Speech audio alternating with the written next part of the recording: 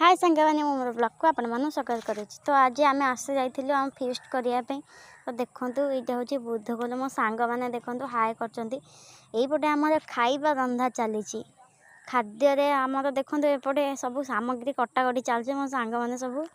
एपटे पुओ पिला मैंने आउटे देखूँ कौन बसी पनीर तरकारी आम बस सब खटी करूँ देखो केते माने केते केते जन आसलु तो देखो से केमती टाटा हाय हाय कर ये तो आम असुर भाया पी सारा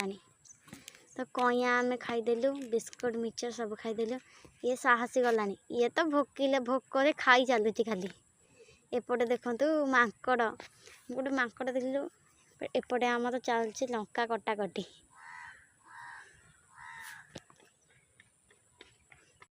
भी बसिकी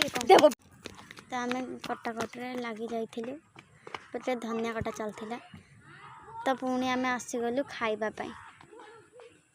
तो एपटे खियाकी आरंभ हो गला देखो समस्ते खाते फास्ट सेकेंड आम मिसिकी समस्ते आसलु कि समस्ते पूरा खाई चल भोकरे थे ना सका पड़े आसलु तो खिया पिया लगी समस्ते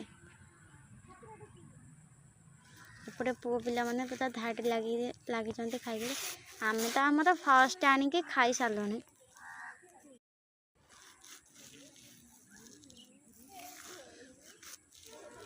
तो ये आम चलीगलु खाई पार्क को देखो आम पार्क रे आसिक पहुँची गलु आम आसलु बुद्धखोल इको पार्क देखो काउंटर टिकेट काटिदेलु तापर चलू आम पार्क को तो मुझे आसली देखो केते सुंदर तो चलते मुझे आपण मन समस्त को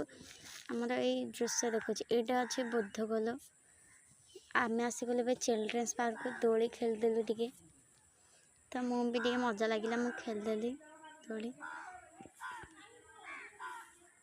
देखो पार्क पूरा सौंदर्य और दृश्य केते सुंदर अच्छे तो मुझे रही टाटा जय जगन्नाथ।